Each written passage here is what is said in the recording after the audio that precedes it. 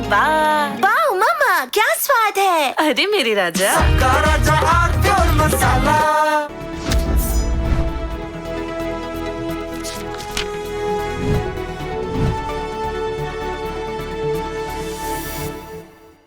नमस्कार। पश्चिम बंगाल से जो नतीजा आया और जिस तरह से वहां ममता बनर्जी और उनकी पार्टी की दुर्गति हुई,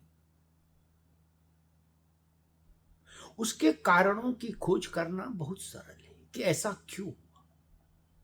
कुछ भी रॉकेट साइंस नहीं है, कुछ भी बहुत गोपनीय और क्लिष्ट नहीं है। बहुत सरल हैं कारण, सहज हैं कारण, जो ये बताते हैं कि ममता बनर्जी का इतना शर्मनाक पराभव क्यों हुआ। और वो जो कारण है, वही कारण पूरे देश भर के लिए सबक है। ममता के प्रकार के जितने राजनेता हैं, उन सब के लिए वो बड़ा सबक है बंगाल का जनादेश। सबसे पहले समझे कि ऐसा हुआ क्यों। ममता बनर्जी और उनकी पार्टी को बिल्कुल सिरे से खारिज क्यों कर दिया पश्चिम बंगाल ने। तो एक बात सबसे मोटी जो है, जो मूल कारण है, मूल तत्व है इस जनादेश का, वो है कि ममता बनर्जी ने धीरे धीरे धीरे धीरे 15 वर्षों में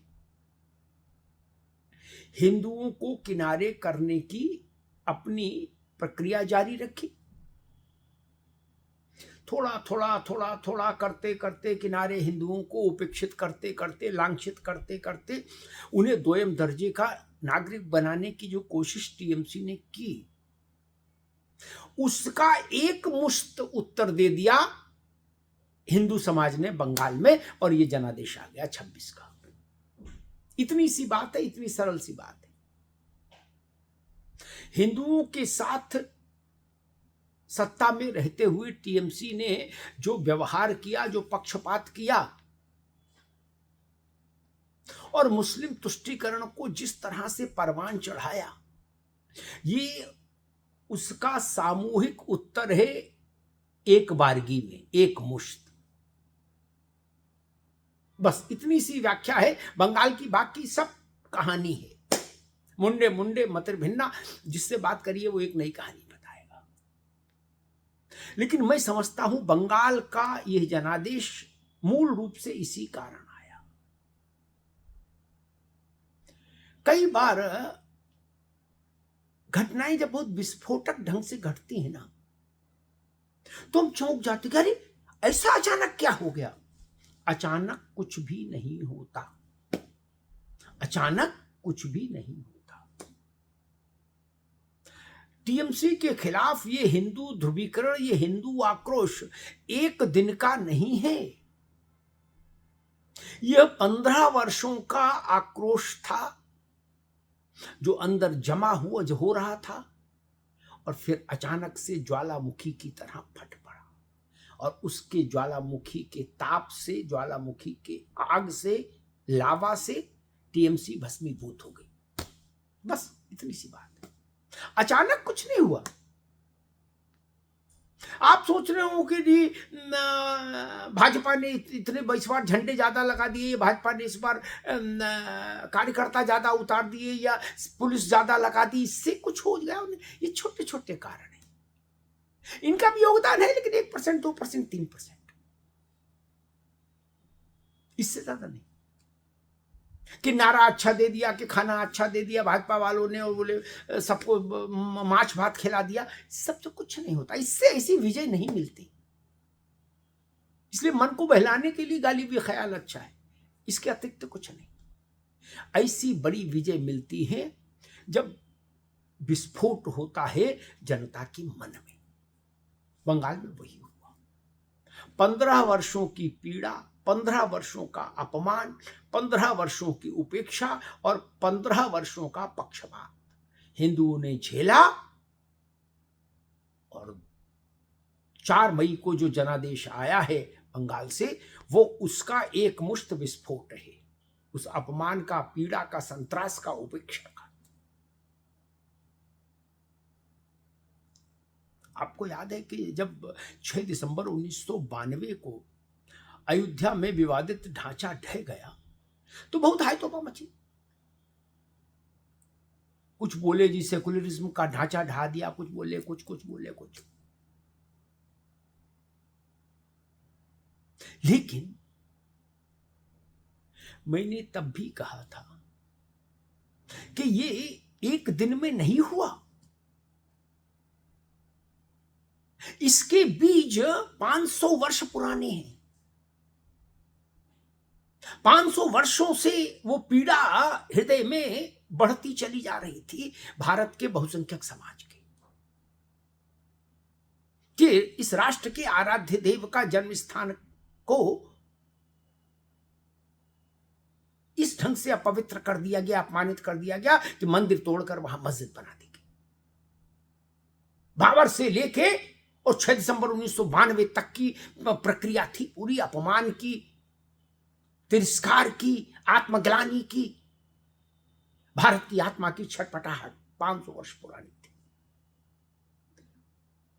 और उस छटपटाहट का एक निर्णायक दिन आ गया और उस तारीख का नाम हुआ 6 दिसंबर 1992। और उस छटपटाहट ने उस सारे प्रपंच को ध्वस्तीभूत कर दिया जो रामलला के जन्म स्थान के पर किया गया था। फिर बाद में रोने वाले रोते रहे, छाती पीटने वाले छाती पीटते रहे, लेकिन रामलला के मंदिर निर्माण का मार्ग उसी दिन प्रशस्त हो गया था 6 दिसंबर 1992 को। वो भी एक दिन की घटना नहीं थी। कोई कहे कि अचानक से वो 5 दिसंबर 1992 की रात में ही कोई ऐसी प्लानिंग हो गई, ना, सब कुछ नहीं होता। ना किसी एक व्यक्ति या एक संस्था के किए से कुछ होता है। आप कहें विश्व हिंदू परिषद के पराक्रम से हो गया, ये भी नहीं। भाजपा के पराक्रम से हो गया, ये भी नहीं। ये भी पूरा सच नहीं। वो हिंदू मन का आक्रोश था जो 5 पीढ़ियों, 5 सदियों से उसके मन में पल रहा था। उस दिन उसके विस्फोट का मुहूर्त आ गया और अयोध्या में विवादित ढांचा ध्वस्तीभूत हो गया, भस्मीभूत हो गया। बस इतनी सी बात है, सरल भाषा में समझिए, लंबी कहानी मत पढ़िए। वैसे ही बंगाल 2011 में जब से ममता बनर्जी आई थी बंगाल में शासन में, कम्युनिस्टों के किले को गिराकर, तो उस वक्त हिंदू वोट के भारी समर्थन से ममता बनर्जी आई थी।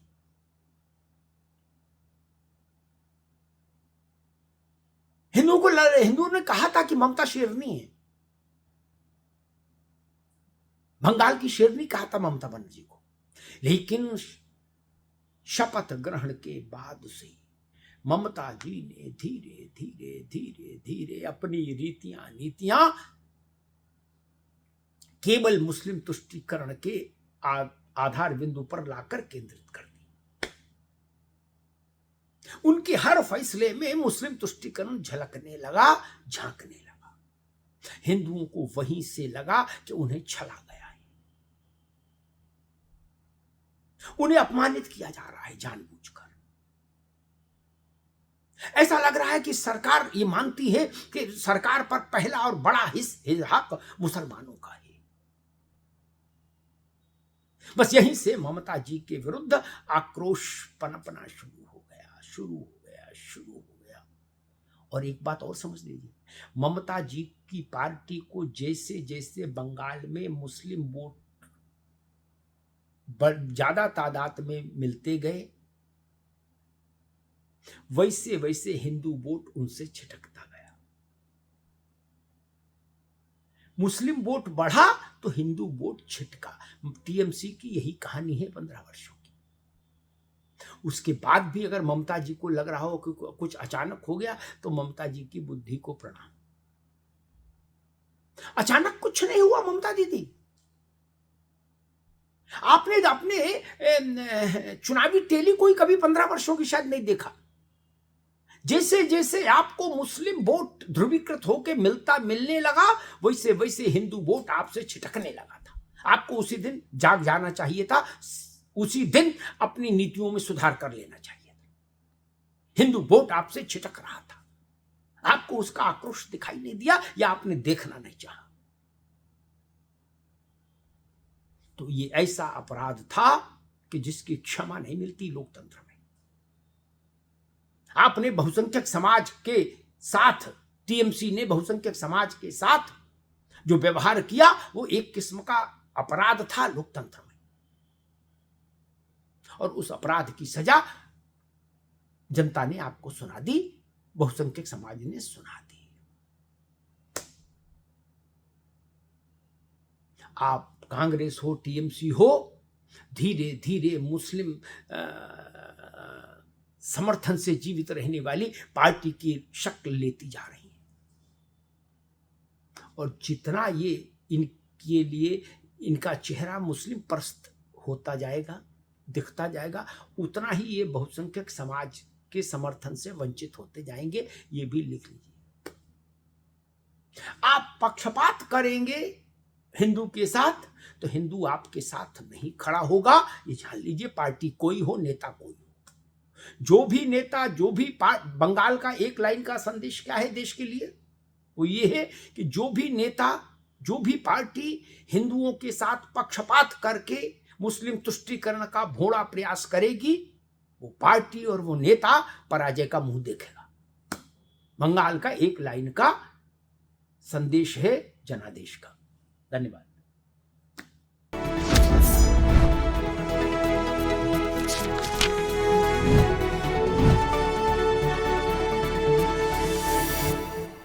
कुछ तो सस्ता लो, सब बढ़िया लो, इसमें क्या खास बात है? थोड़े में ज्यादा स्वाद, यही तो है इसकी खास बात। राजा आरती और मसाला।